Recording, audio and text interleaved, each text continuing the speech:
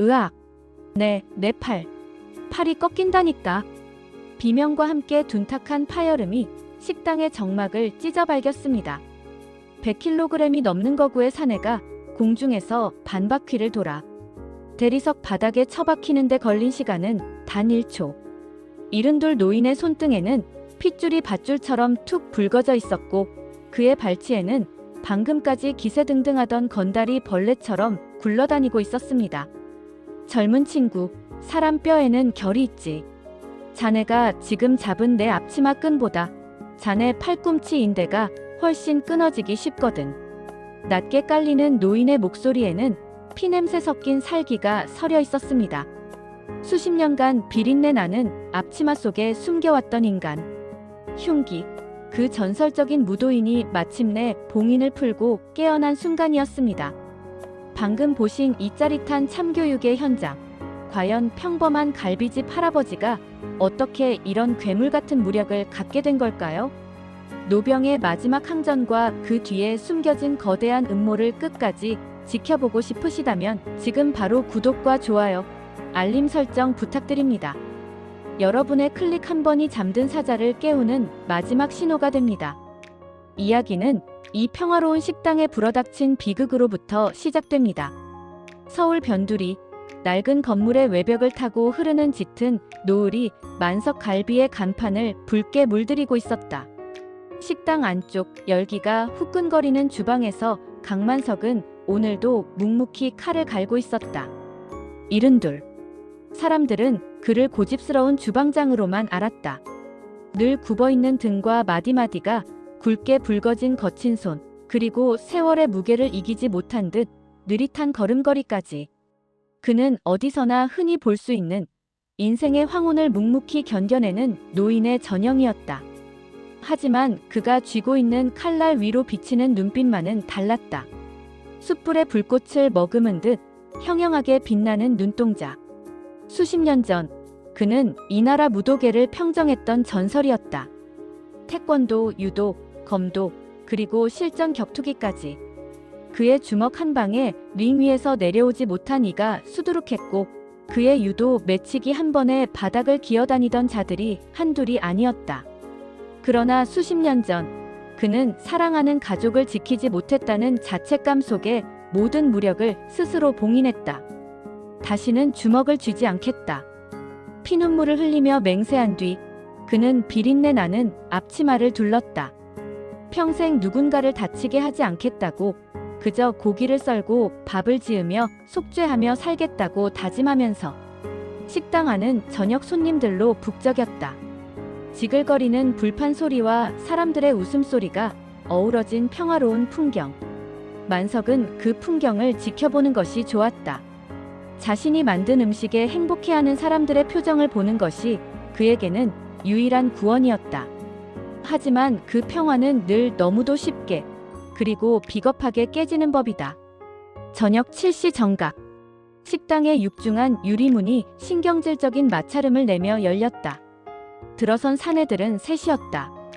검은색 벤에서 내린 그들은 주변 상인들이 이름만 들어도 몸서리를 치는 상가 관리단 소속 건달들이었다. 문신이 비죽 터져 나온 팔뚝, 거들먹거리는 걸음걸이, 주변 손님들을 벌레 보듯 훑어보는 오만한 눈빛. 그들은 인근에서 새를 불리며 영세 상인들을 괴롭히는 지역의 암적인 존재들이었다. 사내들은 식당 정중앙에 자리를 잡았다. 그러고는 젓가락으로 식탁을 탁탁 치며 소리를 질렀다. 어이, 여기 사장 없어? 고기 좀 내와봐. 우리 형님이 오늘 기분이 좀 안 좋으시거든. 서빙을 하던 찬모 아주머니가 겁에 질려 다가갔다. 하지만 그들은 내온 밑반찬을 보자마자 욕설을 내뱉으며 그릇을 바닥으로 쳐냈다. 빨간 김치 국물이 아주머니의 앞치마에 튀었고 유리 그릇 조각이 사방으로 비산했다. 아주머니는 사색이 되어 어쩔 줄을 몰랐다. 주방 안쪽에서 그 광경을 지켜보던 만석의 미간이 미세하게 떨렸다. 그러나 그는 아직 참았다. 장사하는 사람에게 참는 것은 숨을 쉬는 것과 같았으니까. 건달들의 우두머리인 최 이사는 옆 테이블을 노려보았다. 거기엔 이제 막 대학에 입학한 듯한 앳된 커플이 앉아 있었다. 남학생은 여자친구를 안심시키려는 듯 손을 꼭 잡고 있었지만 어깨는 미세하게 떨리고 있었다. 최 이사는 그 꼴이 보기 싫다며 시비를 걸기 시작했다. 야, 너 밥 먹는데 꼬락서니가 왜 그래? 너 지금 우리 형님 쳐다봤냐? 남학생은 고개를 푹 숙이며 죄송하다고 답했다. 하지만 최 이사는 멈추지 않았다. 놈은 여학생의 머리카락을 손가락으로 휘감으며 비열하게 웃었다. 야, 내 여친 예쁘네. 우리 형님이랑 술 한잔 할까? 남학생이 용기를 내어 손을 치워달라고 말하자 최 이사는 기다렸다는 듯 불판 위에 뜨거운 집게를 집어들었다. 이 새끼가 어디서 훈계질이야? 공부나 할 것이지 인생 종치고 싶냐? 집게 끝이 남학생의 얼굴 근처에서 위태롭게 흔들렸다. 식당 안의 다른 손님들은 모두 외면했다. 엮이고 싶지 않다는 공포가 정의감을 압도한 순간이었다. 바로 그때 주방 커튼을 젖히고 만석이 걸어 나왔다. 그는 여전히 허리를 굽히고 인자한 노인의 미소를 띠고 있었다. 젊은 친구들, 고기가 입에 안 맞나 보구먼. 내가 새로 손질한 부위를 가져왔으니 학생들은 그만 놔주고 나랑 얘기하지. 만석의 목소리는 낮고 차분했다. 하지만 최 이사는 코방귀를 뀌며 만석의 가슴팍을 세게 밀쳤다. 이른돌 노인의 몸은 맥없이 뒤로 밀려 식탁 모서리에 부딪혔다. 영감탱이야, 너나 빠져. 오늘 이 식당 꼴을 보니 영업 계속하긴 글렀다. 야, 엎어. 최 이사의 지시가 떨어지자마자 부하들은 식탁을 발로 차고 소주병을 벽에 던졌다. 비명이 난무하고 유리 조각이 사방으로 튀었다. 만석은 바닥에 짚은 손바닥에 느껴지는 서늘한 감촉을 느꼈다. 놈들은 쓰러진 만석의 머리 위로 식어버린 소주를 부었다. 차갑고 시큼한 액체가 만석의 하얀 머리칼을 타고 흘러내렸다. 어이, 만석 갈비 사장님. 무릎 꿇고 손바닥 발바닥이 되도록 빌면 오늘만 봐줄게. 어때? 장사 계속하고 싶잖아? 최 이사는 만석의 멱살을 잡아 억지로 일으켜 세웠다. 그의 얼굴에는 승리자의 오만한 미소가 걸려 있었다. 하지만 그 순간 최 이사는 보았다. 소주 국물 사이로 드러난 만석의 눈동자를. 그것은 겁에 질린 노인의 눈이 아니었다. 어둠 속에서 사냥감을 노리는 늙은 호랑이의 눈, 아니 수십 년간 억눌러왔던 살기를 뿜어내는 무도의 전설 그 자체의 눈이었다. 만석의 오른손이 최 이사의 손목을 부드럽게 감싸쥐었다. 힘을 준 것 같지도 않았는데 최 이사의 안색이 순식간에 흑빛으로 변했다. 젊은 친구, 세상이 다 자네 마음대로 흘러가는 것 같지? 만석의 목소리가 식당의 소음을 뚫고 묵직하게 울렸다. 내가 평생 주먹을 안 쓰기로 맹세했네만. 자네들이 오늘 그 맹세를 깨버렸구먼. 자네는 오늘 건드리지 말아야 할 전설을 깨워버렸어. 만석이 천천히 앞치마끈을 풀었다. 바닥에 떨어진 앞치마 위로 수십 년간 감춰왔던 전설의 기운이 폭풍처럼 휘몰아치기 시작했다. 최 이사는 본능적으로 위험을 감지하고 손을 빼려 했지만 만석의 손은 이미 강철 족쇄처럼 그의 손목뼈를 압박하고 있었다. 며칠 뒤 이 소식을 들은 경찰서조차 술렁였다. 고발을 당한 건달들은 도리어 피해를 주장했다. 저 할아버지가 먼저 우리를 때렸어요. 하지만 경찰조차 그들의 말을 믿지 않았다. 평범한 노인이 건달셋을 순식간에 제압했다는 사실을 누가 믿겠는가. 결국 증거 불충분으로 풀려난 건달들은 더욱 악독한 계획을 세우기 시작했다. 공권력도 법도 무용지물인 상황. 경찰서에서 돌아온 만석은 텅 빈 식당에 앉아 깨진 유리 조각을 치웠다. 손님은 끊겼고 소문은 나쁘게 퍼졌다.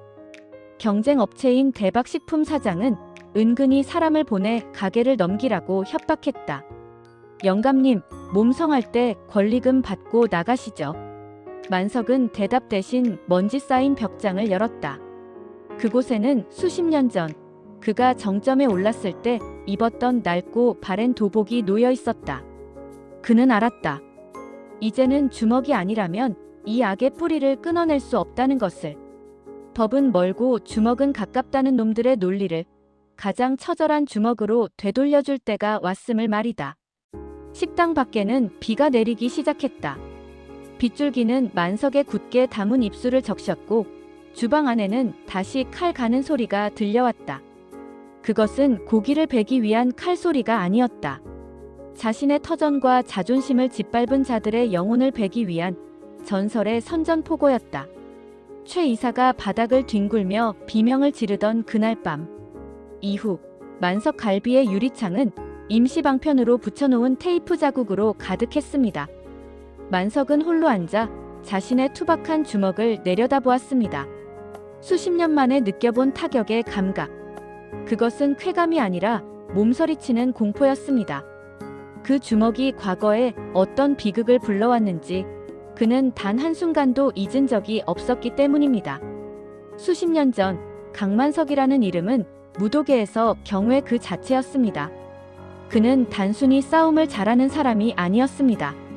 인체의 골격과 근육의 흐름을 꿰뚫어보는 천부적인 재능, 그리고 상대를 단숨에 무력화시키는 압도적인 기술을 가진 완성된 무인이었죠.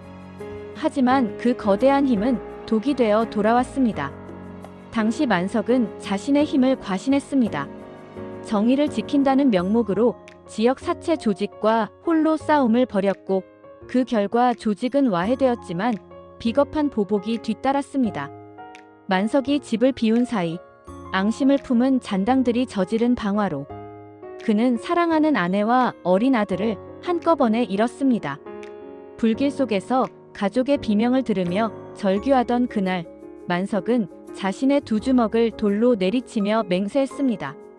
이 손으로 다시는 누군가를 해치지 않겠노라고.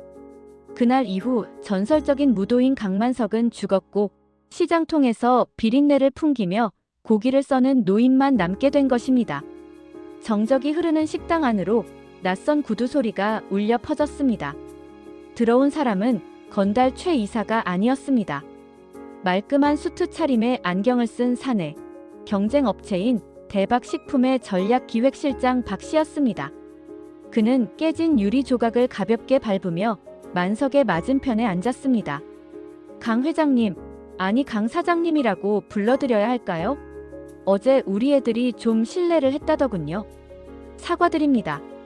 박 실장의 말투는 정중했지만 눈빛에는 뱀 같은 서늘함이 서려 있었습니다.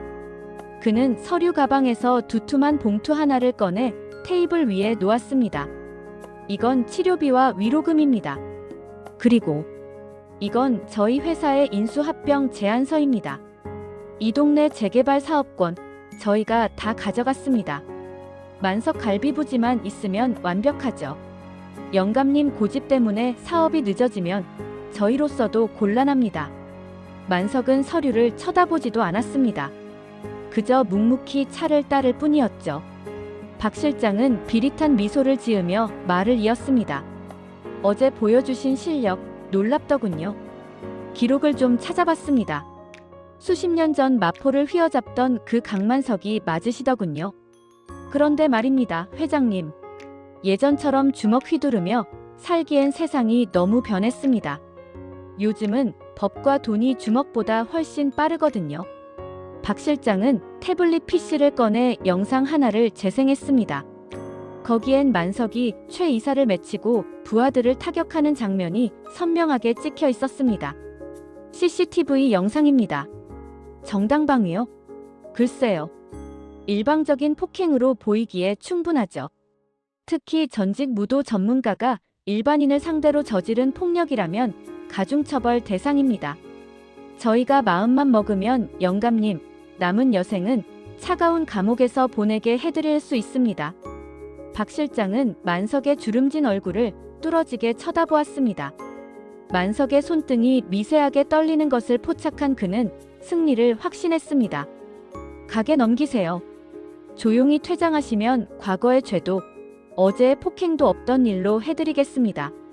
하지만 거절하신다면 영감님이 지키려던 그 단골 손님들 그리고 식당 직원들이 어떤 꼴을 당할지 장담 못합니다. 박 실장이 떠난 뒤 만석은 어둠 속에서 오랫동안 움직이지 않았습니다. 놈들은 만석의 약점을 정확히 알고 있었습니다. 그가 가장 두려워하는 것, 그것은 다시 주먹을 쥐는 것이 아니라 자신 때문에 주변 사람들이 다치는 것이었습니다. 다음 날부터 식당 앞에는 검은 차들이 늘어섰습니다. 건달들은 식당 안으로 들어오는 손님들의 인상을 착착 찍어대며 위협했고 근거 없는 위생불량 소문을 퍼뜨려 구청 직원을 매일같이 들락거리게 만들었습니다. 평생 일궈온 삶의 터전이 야금야금 갉아먹히는 광경을 보며 만석은 입술을 깨물었습니다. 주방 뒤편 낡은 오동나무 상자 안에는 먼지 쌓인 검은 띠가 들어있었습니다. 만석은 그 띠를 손으로 쓸어보았습니다. 놈들은 법의 테두리를 교묘하게 이용하며 만석을 옥죄고 있었습니다. 경찰에 신고해도 영업방해 입증이 어렵다거나 쌍방 갈등이라는 답변만 돌아올 뿐이었죠. 공권력이 무능한 틈을 타 악인들은 독버섯처럼 피어오르고 있었습니다. 그때 만석의 휴대전화로 사진 한 장이 도착했습니다. 며칠 전 식당에서 괴롭힘을 당했던 남학생이 피투성이가 된 채 골목에 쓰러져 있는 사진이었습니다. 경고했지, 영감님. 당신이 버티면 주변이 피를 본다고. 박 실장의 비열한 메시지가 뒤를 이었습니다. 만석의 눈동자에서 인자한 노인의 빛이 사라지고 수십 년간 억눌러왔던 거대한 분노가 들끓기 시작했습니다. 놈들은 사자의 코털을 건드린 정도가 아니라 사자의 심장을 난도질한 것이었습니다. 만석은 천천히 도복을 꺼내 몸에 맞췄습니다.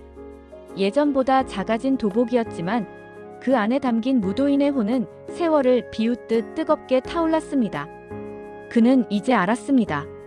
이 싸움은 단순히 식당을 지키는 싸움이 아니라는 것을. 법과 돈을 방패 삼아 약자들을 짓밟는 자들에게 이 세상에는 여전히 굽히지 않는 정의의 주먹이 있음을 증명해야 하는 전쟁이었습니다. 만석은 주방의 가스불을 껐습니다. 그리고 식당 문에 임시 휴업 팻말을 걸었습니다. 하지만 그것은 장사를 쉬겠다는 뜻이 아니었습니다. 전설의 무도인이 집행할 처절한 심판이 시작된다는 선전포고였습니다. 어둠이 깊게 내려앉은 만석 갈비의 주방은 숨막히는 정적만이 감돌고 있었습니다. 이른둘의 강만석은 차가운 스테인리스 조리대에 앉아 자신의 휴대전화, 액정에 떠있는 사진 한 장을 뚫어지게 쳐다보고 있었습니다. 며칠 전 자신의 식당에서 건달들에게 시달리던 남학생, 그저 평범하게 밥 한 끼 먹으려던 그 청년이 어두운 골목길에서 피투성이가 된 채 쓰러져 있는 모습. 사진 속 청년의 부어오른 눈은 마치 만석을 원망하는 듯 했습니다. 영감님, 당신이 버티면 주변이 피를 본다고 경고했지? 박 실장의 비열한 메시지가 귓가를 맴돌았습니다. 만석의 손등 위로 밧줄 같은 핏줄이 툭 붉어졌습니다. 그가 수십 년 동안 주먹을 봉인하고 비린내 나는 앞치마 속에 숨어 살았던 이유는 단 하나, 소중한 사람들을 지키기 위해서였습니다. 하지만 놈들은 그가 가장 소중히 여기는 가치, 즉 타인을 향한 자비를 역이용해 그를 옥죄고 있었습니다. 만석은 깨달았습니다. 자신이 허리를 굽힐수록 놈들은 더 가혹하게 주변을 짓밟을 것이라는 사실을 말이죠. 밤새 만석은 식당 홀에 홀로 앉아 숯불이 꺼져가는 소리를 들었습니다. 수십 년 전 무도계의 정점에 섰던 시절의 기억들이 파노라마처럼 스쳐 지나갔습니다. 당시 그는 법이 해결해주지 못하는 억울한 사연들을 자신의 주먹으로 해결하곤 했습니다. 하지만 그 대가는 혹독했습니다. 가족의 비극. 그 이후 그는 힘이란 결국 파멸을 불러온다고 믿었습니다. 그래서 그는 칼을 갈 때도 사람을 상하게 할 날카로움보다는 고기를 부드럽게 썰 수 있는 무뎌진 평온함을 추구해왔습니다. 하지만 지금 식당 밖은 이미 전쟁터였습니다. 다음 날 아침 식당 문을 열기도 전에 검은색 고급 세단 여러 대가 식당 앞을 가로막았습니다. 대박식품에서 보낸 용역들이었습니다. 그들은 식당 입구에 유치권, 행사 중이라는 커다란 현수막을 내걸고 출입하려는 상인들과 손님들을 위협했습니다. 어이, 여기 고기 먹으러 왔어? 재수없게 피 보지 말고 그냥 가라. 문신을 드러낸 장정들이 입구를 막아섰고 단골 손님들은 겁에 질려 발길을 돌렸습니다. 심지어 10년 넘게 함께 일해온 찬모 아주머니조차 식당 근처에 오지 못하도록 협박을 당했습니다. 만석은 식당 안에서 그 광경을 묵묵히 지켜보았습니다. 그의 눈동자는 깊은 심연처럼 고요해졌습니다. 그것은 포기를 의미하는 것이 아니라 거대한 폭풍이 몰아치기 전에 정적이었습니다. 오후가 되자 구청 위생과 직원들이 들이닥쳤습니다. 누군가 악의적으로 넣은 민원 때문이었습니다. 강 사장님, 제보가 들어왔습니다. 유통기한 지난 고기를 쓴다는 말이 있네요. 전수 조사하겠습니다. 직원들은 멀쩡한 냉장고를 헤집고 만석이 애지중지하던 양념통까지 뒤엎었습니다. 만석은 항변하지 않았습니다. 법의 테두리 안에서 움직이는 그들을 향해 주먹을 휘두를 수는 없었으니까요. 박 실장의 계획은 치밀했습니다. 법과 행정, 그리고 어둠의 폭력까지 동원해 만석의 숨통을 사방에서 조여오고 있었습니다.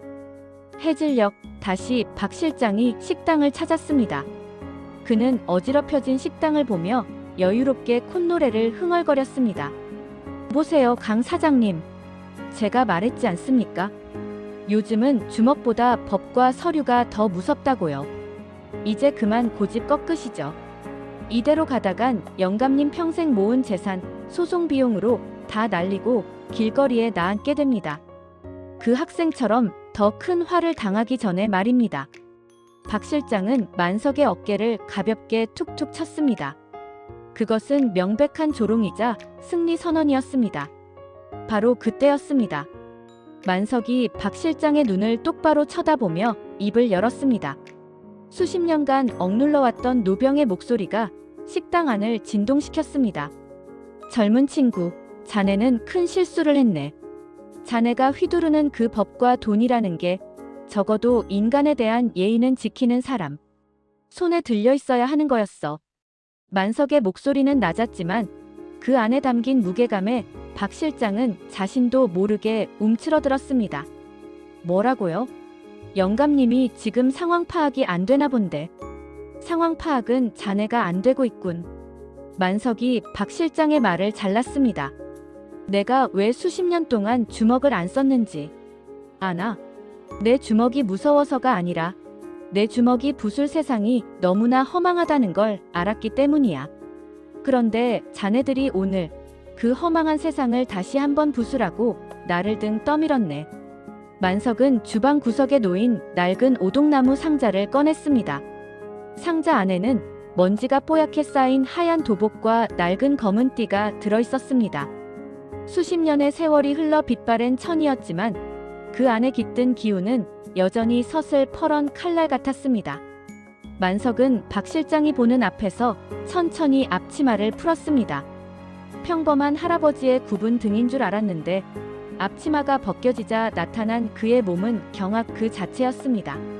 낡은 셔츠 위로도 선명하게 드러나는 등 근육과 어깨의 단단함, 그리고 팔뚝을 가로지르는 수많은 실전의 흉터들. 그것은 책상 물림인 박 실장이 평생 본 적 없는 오직 생존과 투쟁으로 다져진 진짜 무인의 몸이었습니다. 자네가 말하는 그 법 나도 이제 좀 써보려고 하네. 무도인의 법 말이야. 만석은 도복띠를 허리에 질끈 동여맸습니다. 띠를 묶는 그의 손길에는 단 한 점의 망설임도 없었습니다. 박 실장은 본능적인 공포를 느꼈습니다. 눈앞에 있는 노인은 더 이상 비린내 나는 고깃집 주인이 아니었습니다. 수십 년 전 단신으로 조직 하나를 괴멸시켰던 그 전설의 괴물이 다시 눈을 뜬 것이었습니다. 가서 전하게. 오늘부터 이 식당에 발을 들이는 놈들은 법이 아니라 내 주먹의 판결을 받게 될 거라고. 박 실장은 뒷걸음질 치다 식당 문을 박차고 도망치듯 나갔습니다. 만석은 텅 빈 식당의 불을 하나씩 껐습니다. 유일하게 켜진 주방의 불빛 아래 도복을 입은 노병의 그림자가 길게 드리워졌습니다. 그는 이제 알았습니다. 평화는 구걸하는 것이 아니라 자신의 힘으로 쟁취하는 것이라는 사실을요. 만석은 주방에 있던 대형 식칼 대신 주먹을 꽉 쥐어보았습니다. 우두둑거리는 뼈 소리가 정적을 깨웠습니다. 그것은 잠자던 사자의 포효였고 부패한 권력을 향한 전설의 선전포고였습니다. 법은 멀고 주먹은 가깝다며 비웃던 자들에게 만석은 이제 가장 가깝고도 치명적인 주먹의 진실을 보여줄 준비를 마쳤습니다. 다음 날 새벽 식당 앞을 지키던 건달들은 평소와 다른 기운을 느꼈습니다. 식당 안에서 들려오는 규칙적인 타격음, 샌드백도 없는 그곳에서 만석은 자신의 몸과 정신을 다시 병기로 벼려내고 있었습니다. 수십 년의 공백은 없었습니다. 그의 근육은 기억하고 있었고 그의 뼈는 타격의 짜릿함을 갈망하고 있었습니다. 사자의 성역에 발을 들인 어리석은 자들의 심판이 이제 단 몇 시간 뒤면 시작될 참이었습니다. 만석은 차갑게 식은 차 한 잔을 마시며 자신의 식당을 무너뜨리려 했던 자들의 명단을 하나씩 되새겼습니다. 백전노장의 분노가 차오르는 이 새벽, 만석 갈비의 문은 굳게 닫혀 있었지만 그 안에서 타오르는 불길은 이미 세상을 삼킬 듯 거대해져 있었습니다. 동이 트기 전의 새벽은 가장 차갑고도 고요합니다. 서울 변두리, 낡은 상가 골목에 자리 잡은 만석 갈비의 주방창 너머로 푸르스름한 새벽빛이 스며들고 있었습니다. 이른둘의 강만석은 그 정적 속에서 수십 년 만에 꺼내 입은 도복의 깃을 정갈하게 다듬었습니다. 도복 소매 사이로 드러난 그의 팔뚝은 세월의 주름이 무색할 만큼 단단하게 솟아올라 있었습니다. 그는 주방 바닥에 가부좌를 틀고 앉아 숨을 깊게 들이마셨습니다. 폐부 깊숙이 스며드는 차가운 공기는 수십 년간 고기 연기와 기름 냄새에 찌들었던 그의 감각을 날카롭게 깨웠습니다. 만석은 자신의 두 주먹을 가만히 내려다보았습니다. 수만 번의 정권 지르기로 단단해진 정권 마디에는 이제 다시금 누군가의 피를 묻혀야 한다는 숙명적인 비장함이 감돌았습니다. 사실 그는 두려웠습니다. 상대가 강해서가 아니었습니다. 한 번 터진 댐은 멈출 수 없듯 자신의 내면에 잠들어 있던 파괴적인 본능이 다시 깨어나 주변의 모든 것을 잿더미로 만들까봐 두려웠던 것입니다. 하지만 어젯밤 본 그 청년의 짓밟힌 얼굴이, 그리고 평생 일궈온 삶의 터전을 유린하는 박 실장의 비웃음이 그의 망설임을 분노로 바꿔놓았습니다. 오전 10시. 평소라면 육수를 끓이는 냄새가 골목을 채웠겠지만 오늘 만석 갈비의 문은 굳게 닫혀 있었습니다. 대신 식당 앞에는 어제보다 더 험악한 인상의 사내들이 진을 치고 있었습니다. 박 실장의 지시를 받은 대박식품 소속 용역들이었습니다. 그들은 오늘 아침 식당의 집기를 강제로 끌어내고 입구를 봉쇄하라는 명령을 받은 상태였습니다. 영감탱이, 어제 박 실장님한테 허풍 좀 떨었다며 오늘 그 허풍이 얼마나 가나 보자고. 검은색 등산복을 입은 용역대장, 일명 곰이라 불리는 사내가 이빨을 드러내며 웃었습니다. 그는 손에 든 쇠지렛대로 식당 유리문을 툭툭 쳤습니다. 야, 다 때려 부수고 다 밖으로 던져버려. 공사 시작해야 하니까. 곰의 외침에 대여섯 명의 장정이 식당 문을 억지로 열고 안으로 들이닥쳤습니다. 하지만 그들이 마주한 광경은 예상과 전혀 달랐습니다. 아수라장이 된 식당 한복판, 조명이 꺼진 어둠 속에서 백색 도복을 입은 한 노인이 미동도 없이 서 있었습니다. 어라, 영감님, 오늘 코스프레 하시는 거야? 그 도복은 또 어디서 훔쳐왔대? 용역들은 낄낄대며 만석을 애워쌌습니다. 하지만 만석은 대답하지 않았습니다. 대신 그가 천천히 고개를 들었을 때 곰은 본능적으로 뒷덜미에 소름이 돋는 것을 느꼈습니다. 노인의 눈동자에는 더 이상 삶의 애환을 견디는 주방장의 빛이 없었습니다. 그것은 수십 년 전 단신으로 적진을 누비던 무도의 전설 그 자체의 눈빛이었습니다. 마지막 기회를 주지. 여기서 발을 빼고 돌아간다면 자네들의 목숨줄만은 붙여주겠네. 만석의 낮은 목소리가 텅 빈 식당 안에 묵직하게 공명했습니다. 곰은 잠시 멈칫했지만 곧 주변 부하들의 눈치를 보며 소리를 질렀습니다. 이 영감이 노망이 났나? 야, 저 영감탱이부터 끌어내. 가장 먼저 달려든 것은 덩치 큰 사내였습니다. 그는 만석의 멱살을 잡기 위해 거대한 손을 뻗었습니다. 하지만 그 순간 만석의 몸이 아주 미세하게 뒤로 빠지는가 싶더니 사내의 손목을 부드럽게 낚아챘습니다. 그것은 유도의 정석인 손목 잡아 돌리기였습니다. 힘을 준 것 같지도 않았는데 사내의 몸은 지렛대 원리에 의해 공중으로 붕 떴고 그대로 대리석 바닥에 쾅 소리를 내며 처박혔습니다. 으악! 사내의 단말마적인 비명이 터져 나왔습니다. 하지만 그것은 시작일 뿐이었습니다. 만석은 멈추지 않았습니다. 달려드는 두 번째 사내의 주먹을 고개만 까딱해 피하더니 격투기의 엘보우 공격으로 놈의 명치를 정확히 강타했습니다. 퍽 하는 둔탁한 소리와 함께 놈은 숨을 들이마시지 못한 채 바닥을 뒹굴었습니다. 이 영감이 진짜. 곰이 당황해 쇠지렛대를 휘둘렀습니다. 날카로운 쇳덩이가 만석의 머리 위로 날아왔습니다. 만석은 태권도의 안맞기 기술로 쇠지렛대의 궤적을 바깥으로 쳐냈습니다.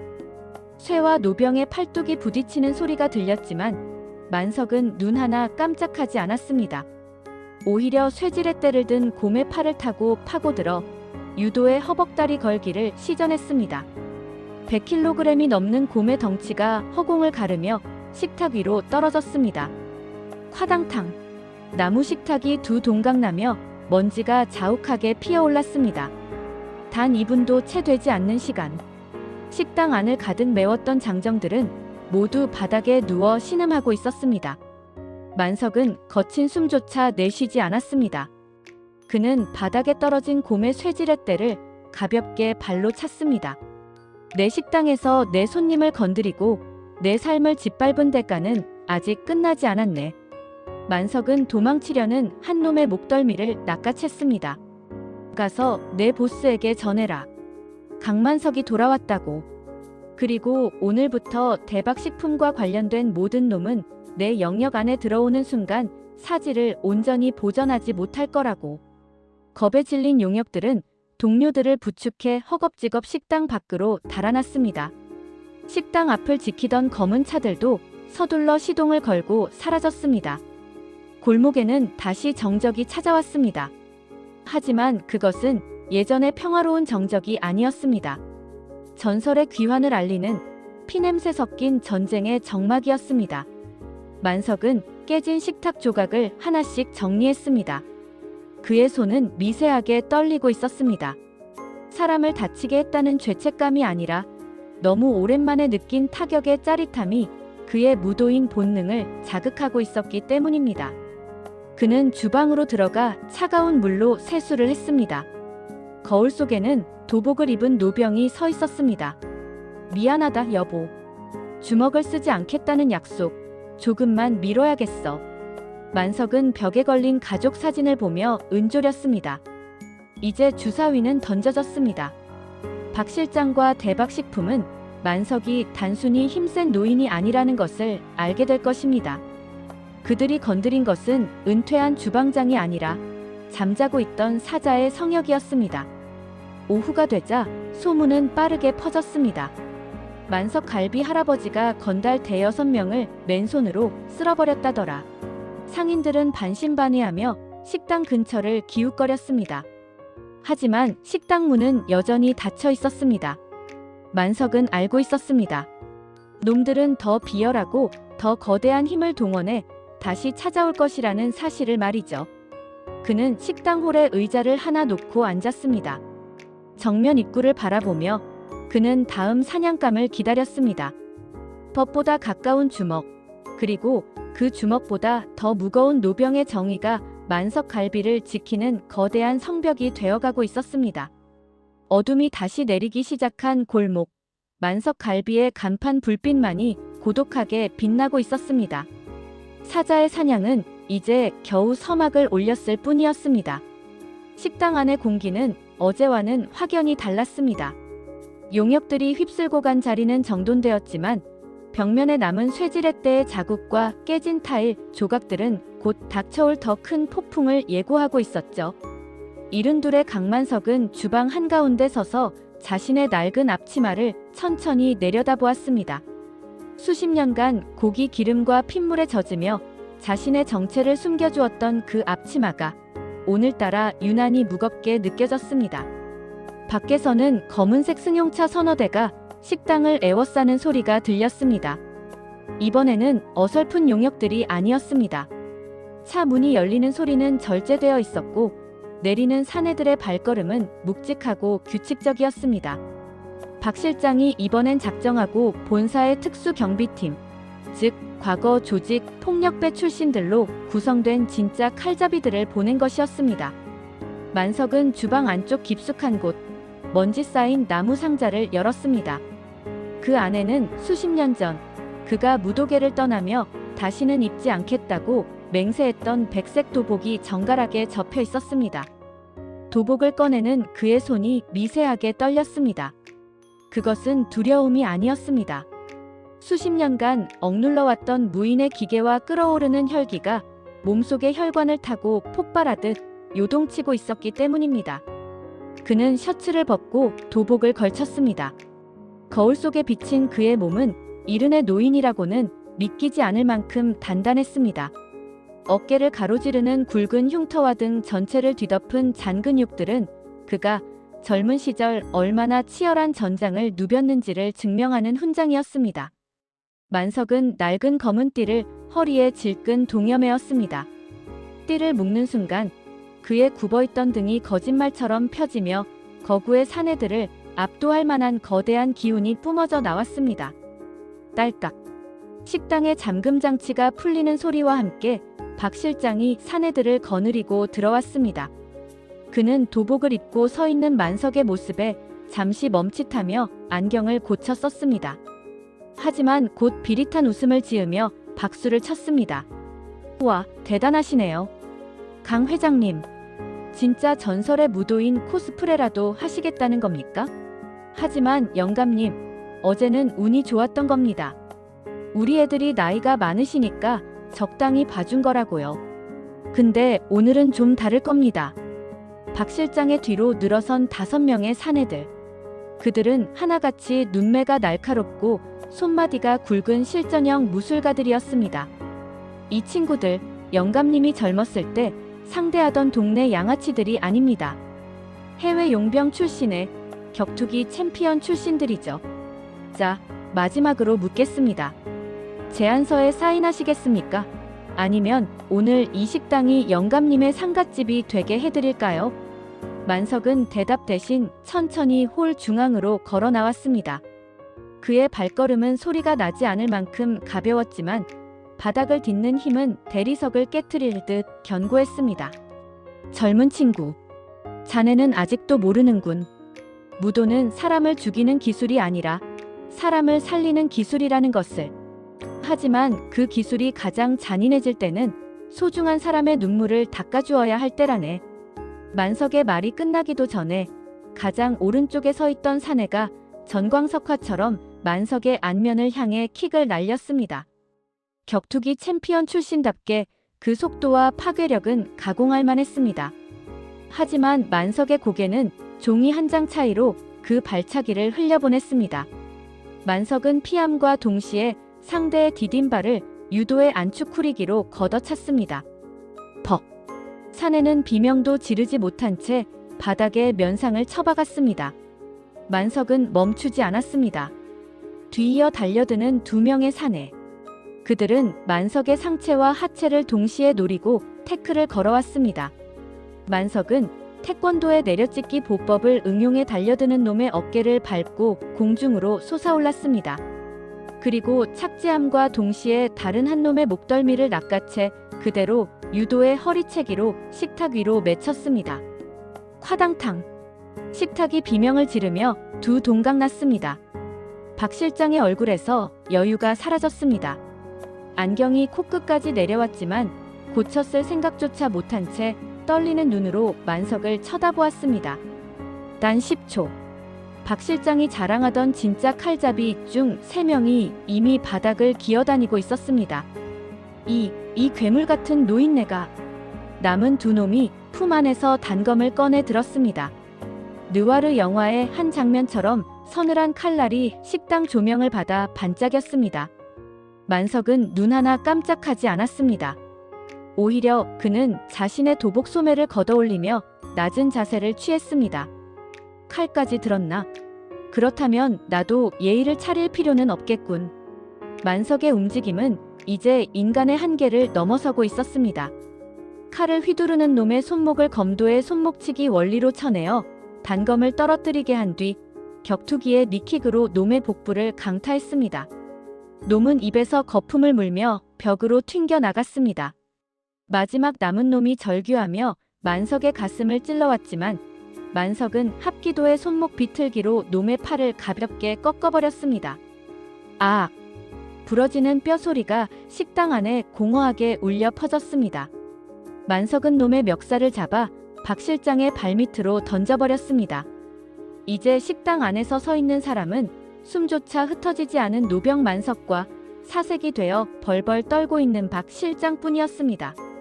만석은 천천히 박 실장에게 다가갔습니다. 박 실장은 뒷걸음질치다 벽에 등을 부딪혔습니다. 자네가 말했지. 요즘은 법과 돈이 주먹보다 빠르다고. 하지만 말이야. 내 주먹은 그 법과 돈이 잠든 밤에도 깨어있네.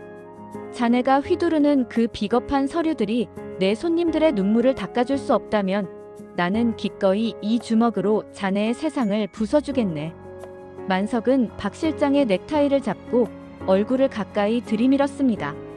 가서 내 보스에게 전해라. 강만석의 식당은 돈으로 사는 것이 아니라 예의로 들어오는 곳이라고. 그리고 내일부터 이 골목에 검은 차 한 대라도 보이면 그땐 내 놈의 2 다리로 걸어 나가지 못할 줄 알아라. 만석이 넥타이를 놓자 박 실장은 바닥에 주저앉았습니다. 그는 신음하는 부하들을 버려둔 채 기어 나갔습니다. 식당 문이 닫히고 만석은 다시 정적 속에 홀로 남았습니다. 그는 바닥에 떨어진 자신의 낡은 앞치마를 주워 먼지를 털었습니다. 도복 위에 다시 앞치마를 두르는 그의 모습은 마치 평화를 지키기 위해 무기를 숨긴 전사와도 같았습니다. 식당 유리창 너머로 석양이 길게 드리워졌습니다. 사자의 정체가 공개된 이날, 만석 갈비의 전설은 다시 시작되고 있었습니다. 박 실장이 비명을 지르며 떠난 지 불과 몇 시간 되지 않았습니다. 식당 안의 정적은 폭풍이 몰아치기 전의 고요함보다 더 무겁게 내려앉아 있었죠. 강만석은 부서진 식탁 잔해를 한쪽으로 치우고 깨진 유리 파편들을 빗자루로 쓸어냈습니다. 그의 동작은 평소와 다름없이 정갈하고 차분했습니다.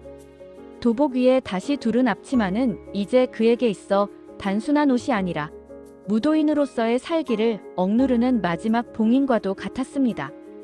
그때 식당 밖에서 육중한 엔진 소리와 함께 여러 대의 차량이 멈춰 서는 소리가 들렸습니다. 이번에는 박 실장이 아니었습니다. 차 문이 열리고 내리는 이들의 기운은 이전과는 차원이 달랐습니다. 대박식품의 실제 소유주이자 과거 마약과 건설 이권에 개입하며 세를 불렸던 조직의 행동대장 출신 최 이사가 직접 나타난 것이었습니다.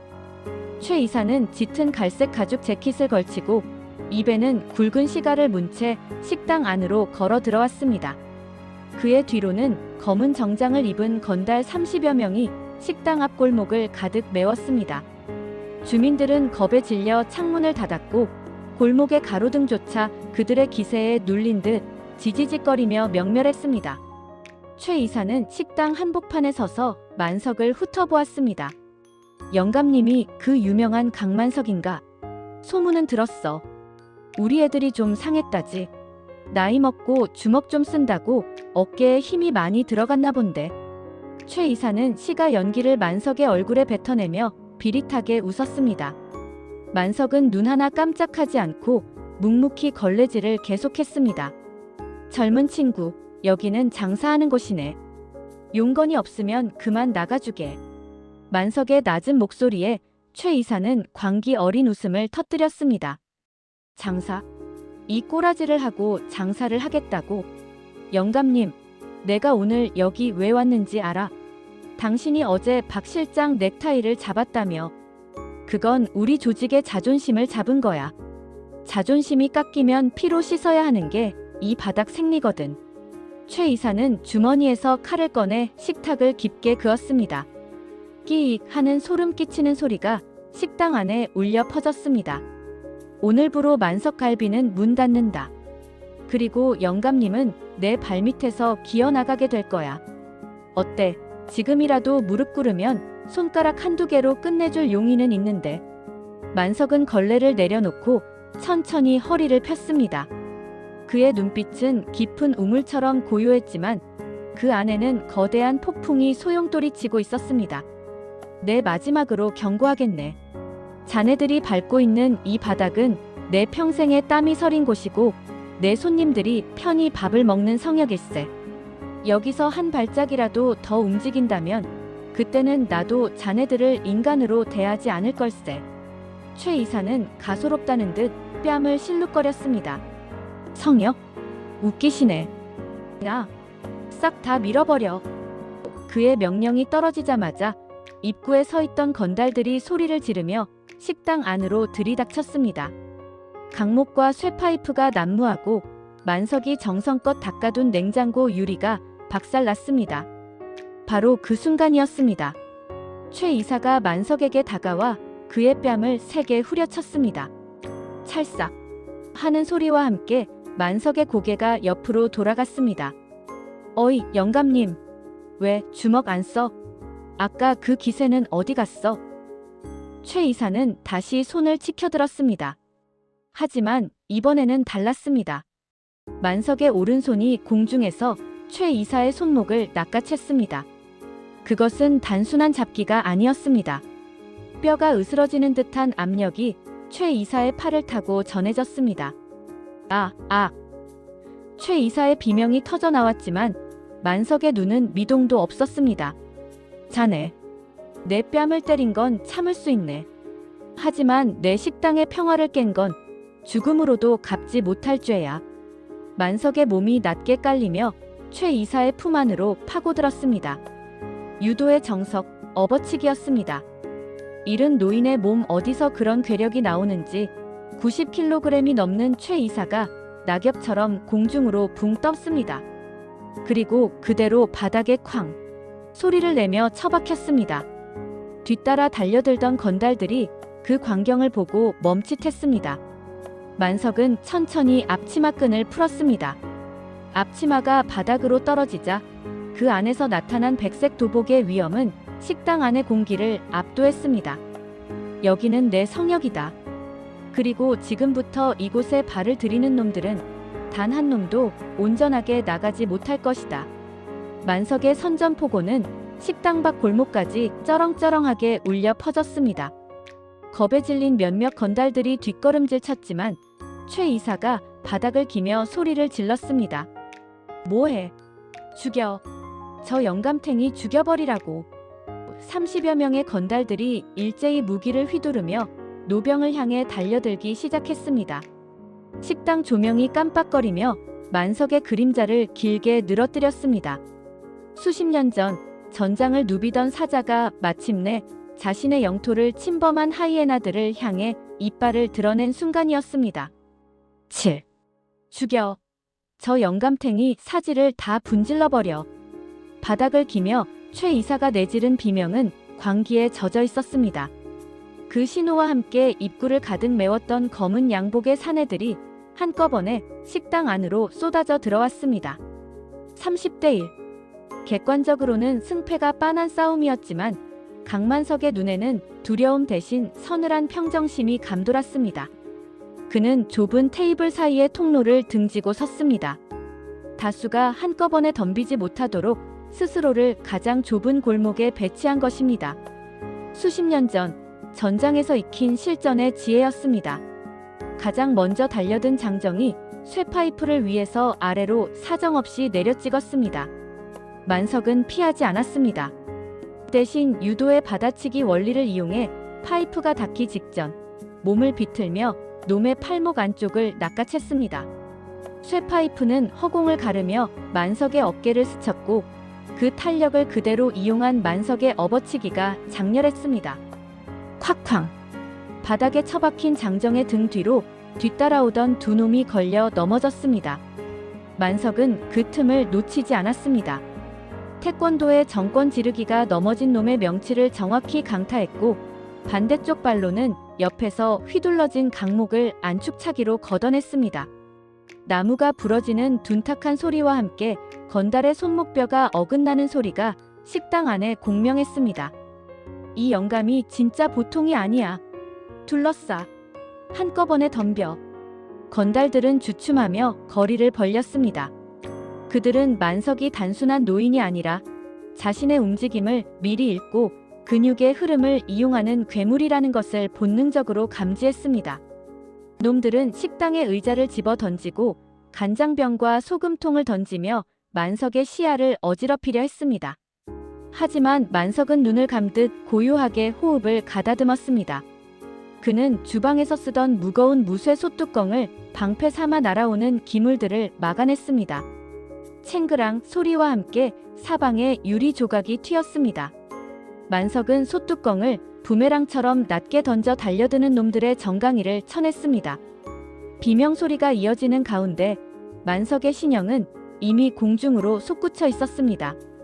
태권도의 나래차기가 두 명의 안면을 연달아 가격했습니다. 착지함과 동시에 그는 격투기의 로우킥으로 세 번째 놈의 무릎 관절을 무너뜨렸습니다. 만석의 동작에는 군더더기가 없었습니다. 수십 년의 세월을 건너뛴 무도의 정수만이 식당 안을 가득 메웠습니다. 내 식당의 기물 하나하나에는 내 땀방울이 서려 있다. 내 놈들의 더러운 피로 이 자리를 더럽히지 마라. 만석의 일갈에 건달들은 공포에 질려 뒷걸음질 쳤습니다. 이미 10명에 가까운 인원이 바닥에 누워 신음하고 있었죠. 식당 바닥은 쏟아진 물과 기름, 그리고 건달들의 피로 미끄러웠습니다. 하지만 만석의 발은 마치 바닥에 뿌리를 내린 듯 견고했습니다. 최 이사는 떨리는 손으로 품 안에서 접이식 칼을 꺼내 들었습니다. 다 물러나. 내가 직접 저 영감 심장에 구멍을 내줄 테니까. 최 이사가 미친 듯이 칼을 휘두르며 달려들었습니다. 만석은 합기도의 손목 비틀기와 검도의 보법을 동시에 사용했습니다. 칼날이 그의 도복깃을 종이 한 장 차이로 스쳐 지나갔고 만석의 두 손은 이미 최 이사의 팔꿈치와 손목을 장악하고 있었습니다. 자네의 칼은 증오로 날이 서 있지만 내 주먹은 지켜야 할 것들로 단단해져 있네. 그 차이를 똑똑히 가르쳐주지. 만석은 최 이사의 팔을 가볍게 비틀어 칼을 떨어뜨리게 한 뒤 그대로 유도의 허리채기로 최 이사를 계산대 위로 던져버렸습니다. 금전 등록기가 박살나며 영수증 종이들이 눈꽃처럼 흩날렸습니다. 남은 건달들은 더 이상 덤벼들지 못했습니다. 그들에게 72의 노인은 인간이 아닌 넘을 수 없는 거대한 산이었습니다. 만석은 천천히 도복의 깃을 바로잡았습니다. 그의 흰 도복에는 건달들의 핏자국이 점점이 박혀 있었지만 그의 눈빛은 그 어느 때보다 맑고 깊었습니다. 가서 내 놈들의 우두머리에게 전해라. 강만석의 성역은 주먹으로 무너뜨릴 수 있는 곳이 아니라고. 법보다 가까운 내 주먹이 아직 살아있는 한 이 골목의 평화는 내가 지킨다. 만석의 목소리는 식당 밖 골목까지 쩌렁쩌렁하게 울려 퍼졌습니다. 겁에 질린 건달들은 신음하는 동료들을 끌고 허겁지겁 식당 밖으로 달아났습니다. 식당 입구에 세워져 있던 검은 차들이 비명을 지르며 후진해 사라졌습니다. 다시 정적이 찾아온 식당. 만석은 바닥에 떨어진 낡은 앞치마를 주워 먼지를 털었습니다. 도복 위에 다시 앞치마를 두르는 그의 뒷모습은 전쟁을 끝내고 평화로 돌아온 거대한 장수의 그것과 같았습니다. 유리창 너머로 달빛이 부서진 식당 안을 비추고 있었습니다. 사자의 성역을 침범한 대가는 혹독했고 노병의 분노는 아직 식지 않았습니다. 식당 안은 고요했습니다. 하지만 그 고요함 속에서도 강만석의 감각은 팽팽하게 당겨진 활시위처럼 날카로웠습니다. 박살난 유리창 너머로 다시금 들려오는 수십 대의 차량 엔진 소리. 이번에는 최 이사의 수준을 넘어 대박식품 본사에서 직접 고용한 전문 해결사들이었습니다. 그들은 식당 앞 도로를 완전히 폐쇄하고 마치 전쟁터의 포위망처럼 만석 갈비를 에워쌌습니다. 만석은 주방 깊숙한 곳에서 낡은 면 수건을 꺼내 자신의 오른손과 주방용 가위를 칭칭 감았습니다. 그것은 칼날보다 무서운 노병의 의지였습니다. 그는 주방의 가스 밸브를 확인하고 숯불 화로의 열기를 끝까지 올렸습니다. 식당의 모든 공간, 모든 물건이 이제 그의 병기가 될 차례였습니다. 영감님, 이제 그만 포기하시지. 이 많은 인원을 혼자서 어쩔 셈이야. 식당 밖에서 확성기 소리가 들려왔습니다. 하지만 만석은 대답 대신 식당 중앙의 무거운 원목 식탁을 입구 쪽으로 밀어 방어벽을 세웠습니다. 곧이어 굉음과 함께 식당 정문이 통째로 뜯겨 나갔습니다. 쇠파이프를 든 장정 수십 명이 노도와 같이 들이닥쳤습니다. 여기는 내 집이고 내 성전이다. 발을 들이는 순간 자네들은 인간의 법이 아닌 무도의 심판을 받게 될 걸세. 만석의 목소리가 울려 퍼짐과 동시에 첫 번째 충돌이 일어났습니다. 좁은 입구로 들이닥치는 적들을 향해 만석은 주방용 집게를 검처럼 휘둘렀습니다. 검도의 머리치기 원리를 이용한 집게의 타격은 건달들의 이마를 정확히 강타했고 그들은 비명도 지르지 못한 채 고꾸라졌습니다. 공간이 좁아질수록 만석의 위력은 배가 되었습니다. 그는 식당 천장에 매달린 환풍기 배관을 붙잡고 몸을 날려 공중에서 태권도의 회축을 날렸습니다. 세 명의 머리가 동시에 꺾이며 바닥으로 추락했습니다. 적들은 숫자로 밀어붙이려 했지만 만석은 식당의 기물들을 방패와 무기로 자유자재로 활용했습니다. 화로에서 타오르는 숯불 집게로 적의 무기를 쳐내어 불꽃을 튀게 하고 바닥에 뿌려진 미끄러운 기름을 이용해 유도의 발뒤축걸기로 적들의 중심을 무너뜨렸습니다. 식당 안은 뼈가 으스러지는 소리와 비명, 그리고 기물이 파손되는 굉음으로 가득 찼습니다. 만석의 백색 도복은 이제 적들의 핏자국으로 붉게 물들어갔지만 그의 움직임은 시간이 갈수록 더욱 정교하고 치명적으로 변했습니다. 저 노인네, 진짜 귀신이야. 사람이 어떻게 저래? 뒷줄에 서 있던 건달들이 공포에 질려 뒷걸음질 쳤습니다. 이미 30명이 넘는 인원이 식당 바닥에 쓰러져 신음하고 있었습니다. 만석은 이제 주방 안쪽으로 적들을 유인했습니다. 가장 좁고 치명적인 그만의 구역이었습니다. 좁은 주방 통로에서 만석은 격투기의 니킥과 팔꿈치 공격으로 달려드는 적들을 하나씩 잠재웠습니다.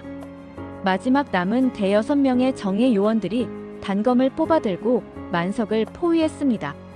하지만 만석은 주방에 있던 대형 쟁반을 방패 삼아 칼날을 막아내고 유도의 어깨 매치기로 놈들을 주방 조리대 위로 처박아 버렸습니다.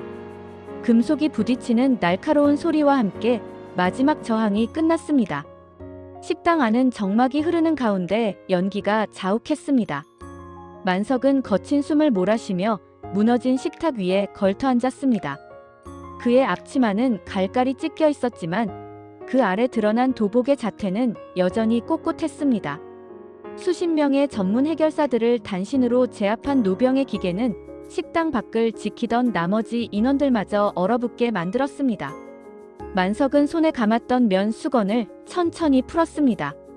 그의 주먹은 피로 얼룩져 있었지만 그의 눈빛은 그 어느 때보다 투명했습니다.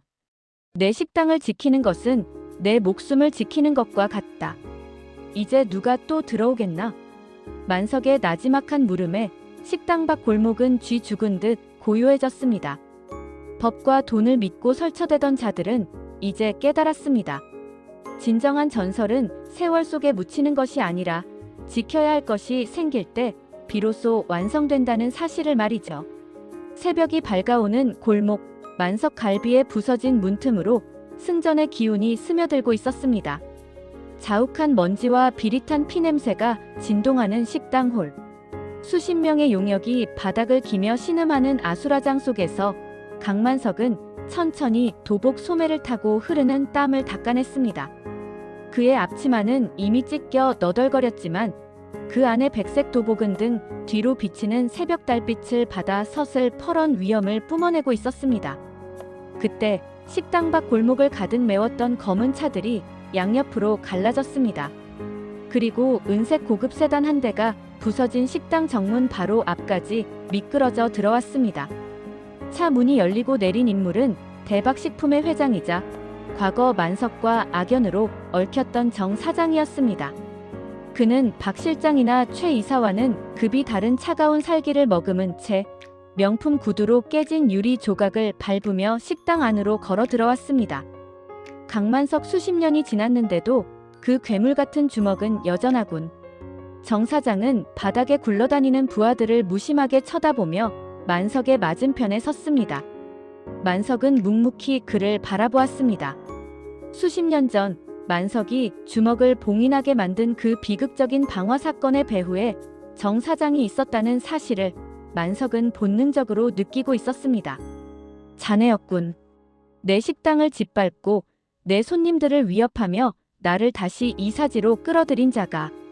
만석의 목소리는 분노로 떨리기보다는 오히려 깊은 슬픔을 머금고 있었습니다.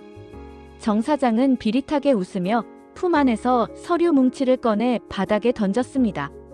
이 땅, 이 건물, 이제 서류상으로 내 거다. 영감님이 아무리 사람들을 패 눕혀도 법은 내 편이야. 경찰, 검찰, 그들이 누굴 지켜줄 것 같나? 바로 돈을 가진 나야. 영감님은 오늘 밤 여기서 정당방위의 한계를 넘은 살인 미수범으로 끌려가게 될 거다. 정 사장의 말대로 식당 밖에서는 뒤늦게 경찰차의 사이렌 소리가 들려왔습니다. 하지만 만석은 동요하지 않았습니다. 그는 대신 정 사장의 눈을 뚫어지게 응시하며 주머니에서 녹음기와 작은 장부 하나를 꺼냈습니다. 그것은 지난 며칠간 만석이 은밀히 준비해온 대박식품이 상인들을 협박하고 정관계에 뇌물을 뿌린 치밀한 증거 자료였습니다. 법은 자네 편이라고 했나? 하지만 이 나라는 아직 자네 같은 괴물이 마음대로 주무를 만큼 만만하지 않네. 자네가 돈으로 산 사람들은 자네가 몰락하는 순간 가장 먼저 자네의 목을 물뜯을 걸세. 정 사장의 얼굴이 순식간에 흑빛으로 변했습니다. 만석은 한 걸음 다가가 정 사장의 멱살을 잡았습니다. 수십 년 전의 원한을 갚기 위한 공격이 아니었습니다. 그것은 법이 외면한 정의를 다시 제자리로 돌려놓기 위한 무인의 엄중한 집행이었습니다. 자네는 돈으로 사람을 사고 권력으로 약자를 짓밟았지. 하지만 무도는 가르치네. 진짜 힘은 지키는 데서 나온다는 것을. 오늘 자네가 무너뜨리려 한 이 식당은 자네가 평생 모은 그 더러운 돈보다 훨씬 단단한 사람들의 신뢰로 지어졌다. 만석은 유도의 목조르기와 매치기를 응용해 정 사장을 바닥에 굴복시켰습니다. 물리적인 타격보다 더 큰 굴욕이 정 사장을 덮쳤습니다. 식당 안으로 들이닥친 경찰들은 만석의 무력이 아닌 바닥에 흩어진 대박 식품의 비리 증거물들을 먼저 목격했습니다. 만석이 지난 수십 년간 쌓아온 지역사회의 신망과 그가 몰래 도와주었던 수많은 사람의 증언이 본물 터지듯 쏟아져 나오기 시작했습니다. 정 사장은 수갑이 채워진 채 끌려나가면서도 소리를 질렀습니다. 하지만 만석은 더 이상 그를 쳐다보지 않았습니다. 그는 다시 앞치마를 고쳐 매고 주방에 켜진 가스불을 확인했습니다. 악의 뿌리는 뽑혔고 법의 심판은 시작되었습니다. 만석은 자신의 주먹이 아닌 세상의 상식이 이긴 것을 확인하며 길게 한숨을 내쉬었습니다. 식당 밖으로 태양이 떠오르고 있었습니다. 밤새 이어진 혈투의 흔적은 여전했지만 만석 갈비를 비추는 아침 햇살은 그 어느 때보다 투명하고 따뜻했습니다. 전설적인 무도인의 분노는 그렇게 정의의 승리로 마무리되고 있었습니다. 폭풍이 휩쓸고 간 만석 갈비의 내부는 처참했습니다. 부서진 테이블, 금이 간 대리석 바닥, 그리고 어지럽게 널브러진 기물들. 하지만 그 난장판 위로 스며드는 아침 햇살은 그 어느 때보다 따스하고 눈부셨습니다. 정 사장과 그의 무례한들이 수갑을 찬 채 호송차에 몸을 싣는 광경을 지켜보며 강만석은 길게 숨을 내뱉었습니다. 폐부 깊숙이 박혀있던 수십 년 묵은 응어리가 비로소 씻겨 내려가는 기분이었습니다. 마을 상인들이 하나둘 식당 앞으로 모여들었습니다. 강 사장님, 괜찮으세요? 우리가 몰라봐서 미안합니다. 그런 일이 있는 줄도 모르고. 사람들의 걱정 어린 목소리에 만석은 피로 멍든 얼굴로 인자하게 웃어 보였습니다. 그는 땀과 피로 얼룩진 백색 도복을 벗어 정갈하게 접었습니다. 그리고 다시는 펼치지 않겠다는 듯 깊은 장롱 속 오동나무 상자에 소중히 밀어 넣었습니다. 그 대신 그는 찢어진 앞치마를 버리고 새하얀 새 앞치마를 꺼내 허리에 둘렀습니다. 굽은 등을 펴고 사자처럼 포효하던 무도인의 모습은 온데간데 없고 다시금 고기향 배어있는 푸근한 주방장의 모습으로 돌아온 것이었습니다. 며칠 뒤 식당은 다시 문을 열었습니다. 깨진 유리는 새 것으로 갈아 끼워졌고 부서진 테이블은 마을 청년들이 힘을 합쳐 튼튼한 원목으로 새로 짜주었습니다. 식당 한쪽 벽면에는 작은 액자 하나가 걸렸습니다. 그것은 대단한 훈장이 아니었습니다. 며칠 전 만석이 지켜주었던 그 대학생 커플이 수줍게 건넨 우리 동네 최고의 영웅 만석 갈비라고 적힌 작은 감사 카드였습니다. 어이 총각, 오늘은 특별히 내가 직접 엄선한 갈비살로 내왔네. 많이 먹고 기운 차리게. 만석은 고기를 굽는 불판 앞에서 허허 웃으며 손님들에게 인사를 건넸습니다. 그의 손은 여전히 투박하고 거칠었지만 그 손이 쥐고 있는 것은 이제 사람을 쓰러뜨리는 권법이 아니라 사람의 마음을 배불리는 집게였습니다. 손님들은 고기를 씹으며 만석의 무용담을 속삭였습니다. 저 할아버지가 글쎄 혼자서 수십 명을. 하지만 만석은 그저 못 들은 척 된장찌개 뚝배기를 식탁 위에 올릴 뿐이었습니다. 만석은 알았습니다. 진정한 무도의 완성은 주먹으로 상대를 굴복시키는 것이 아니라 그 주먹을 쓰지 않아도 되는 평화로운 세상을 만드는 것임을 말입니다. 법보다 가까운 주먹을 비웃던 자들은 감옥으로 갔고 법보다 따뜻한 진심을 지킨 노병은 다시 평범한 일상을 되찾았습니다. 저녁 노을이 만석 갈비의 간판을 다시 붉게 물들릴 때 만석은 식당 밖으로 나와 골목 어귀를 바라보았습니다. 아이들의 웃음소리가 들리고 퇴근하는 가장들의 발걸음이 가벼운 그 평범한 풍경. 만석은 그 풍경을 지키기 위해 자신이 치렀던 하룻밤의 전쟁이 결코 헛되지 않았음을 확신하며 미소 지었습니다. 백전노장의 분노는 그렇게 고요한 자비로 변해 골목 구석구석으로 스며들었습니다. 이제 이 골목에서 강만석은 전설의 무도인이 아닌 세상에서 가장 맛있는 고기를 굽는 따뜻한 할아버지로 영원히 기억될 것입니다. 그의 새하얀 앞치마 위로 사자의 평화로운 미소가 노을처럼 번져가고 있었습니다.